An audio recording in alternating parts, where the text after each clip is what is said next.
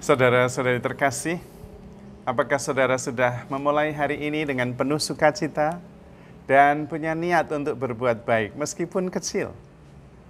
Semoga Tuhan memberkati niat baik saudara.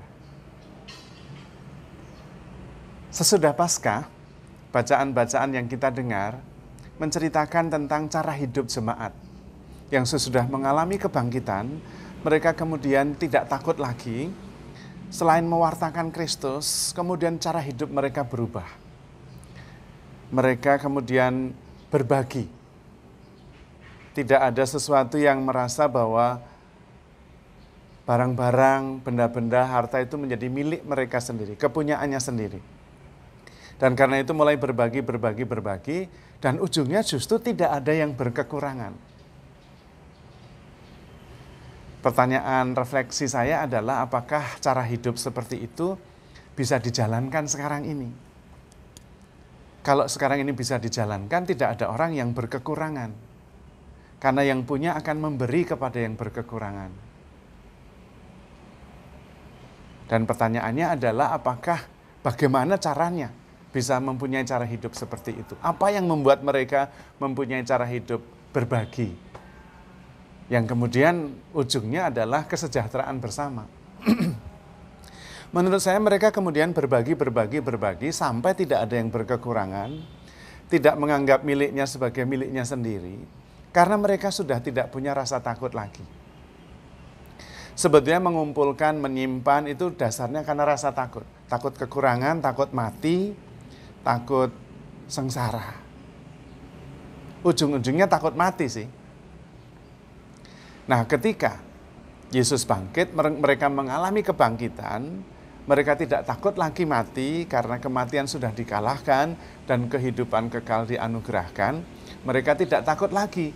Dan karena itu tidak khawatir untuk memberi, karena tidak takut. Tidak takut kekurangan, tidak takut sakit, tidak takut menderita, tidak takut mati malahan. Karena semua sudah diberikan, maka mereka kemudian memberi dan berbagi. Justru dengan cara itu mereka malah tidak berkekurangan. Nah, kalau sekarang itu takut semua. Ayo saya murah hati, kalau yang lain tidak gimana? Khawatir, takut. Nah, itu motivasinya. Nah, sekarang rumah sakit mahal, takut tidak bisa punya biaya. Nah, itu akhirnya begitu. Digerakkan oleh rasa takut. Sementara pada jemaat pertama digerakkan oleh rasa syukur, sukacita, dan iman. Dan karena itu tidak takut. Karena itu sebetulnya mengumpulkan, menyimpan itu dasarnya rasa takut. Takut kekurangan, takut tidak bisa berobat, takut kemudian saya menjadi miskin, tidak dihormati. Sampai-sampai mengumpulkan terus, tidak perlu pun mengumpulkan. Ada tuh yang mengumpulkan, tidak tahu tujuannya untuk apa. Senang aja mengumpulkan. Bahkan ada yang korupsi itu tidak perlu sama sekali aja korupsi. Tidak ada kebutuhan. Gajinya sudah tinggi, tunjangannya sudah besar, tetap saja korupsi. Padahal nggak ada kebutuhan, nggak perlu, nggak penting, tetap korupsi. Karena yang penting mengumpulkan, nah itu sudah menjadi kerakusan. Sebetulnya dasarnya rasa takut. Karena itu kalau kita digerakkan oleh rasa takut, akhirnya kemudian menyimpan, mengumpulkan egois. Tetapi ketika kita berani, yakin, percaya, aman, maka tidak takut, maka berani memberi. Dan justru ujungnya adalah kesejahteraan bersama. Karena kemudian tidak ada yang berkekurangan. Namun juga karena mengumpulkan,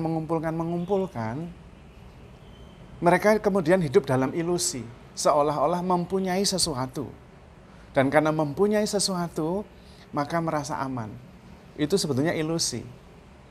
Karena mempunyai sendiri itu ilusi.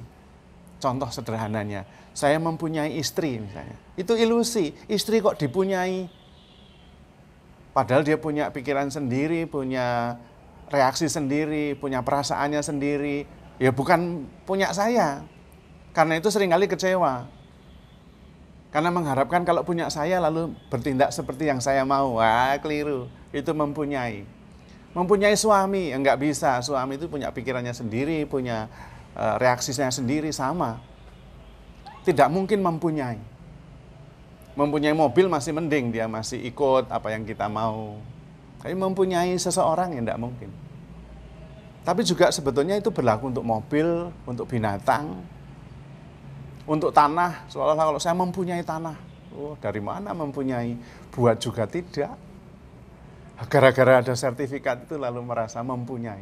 Tapi itu ilusi sebetulnya. Demikian halnya juga dengan barang-barang yang kita punya.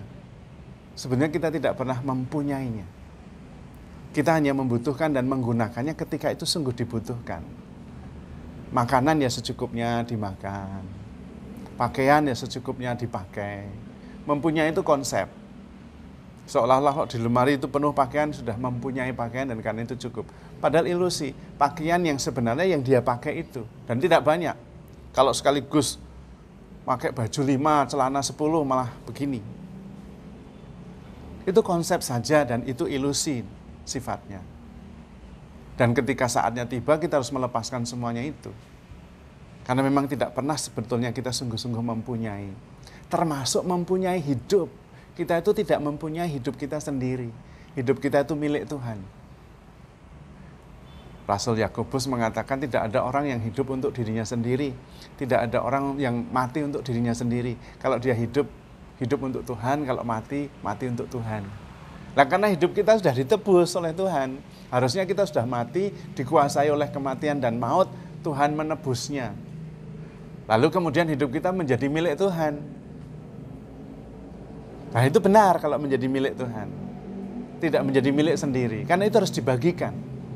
Hidup itu harus dibagikan. Hidup itu baru berarti ketika dibagikan.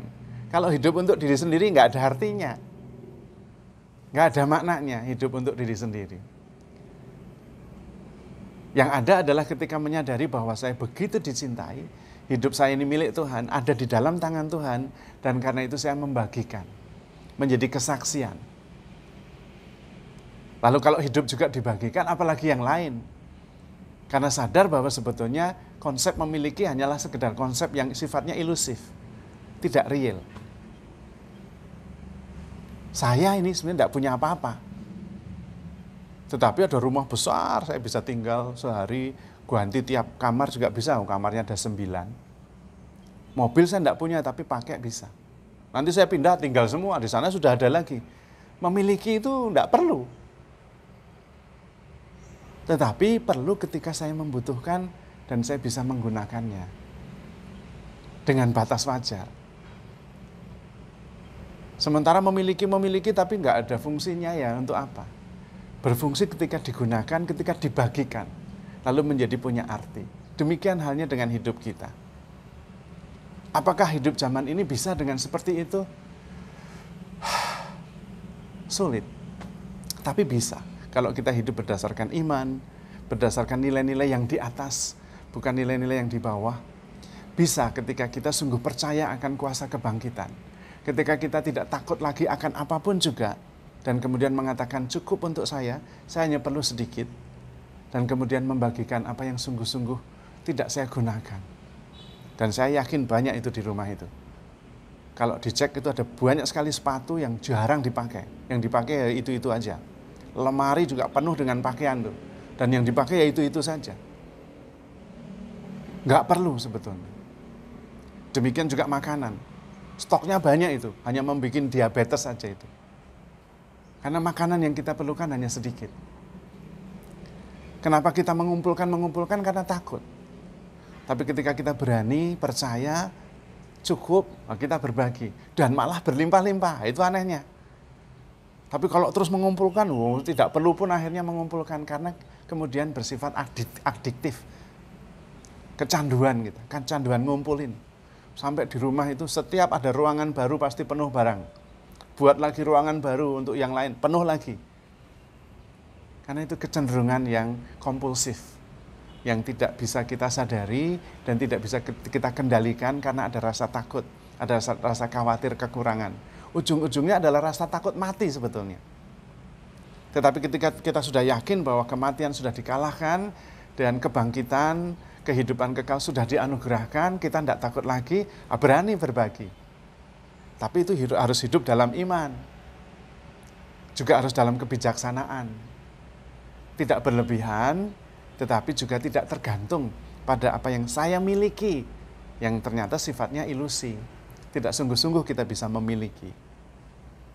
Sehingga kita sungguh-sungguh bisa melihat mana yang perlu, mana yang kita butuhkan, dan mana yang tidak. Dan kemudian mulai berbagi. Dan ketika kita berbagi malah berkelebihan dan bermakna, berarti. Dan disitulah jalannya sebetulnya.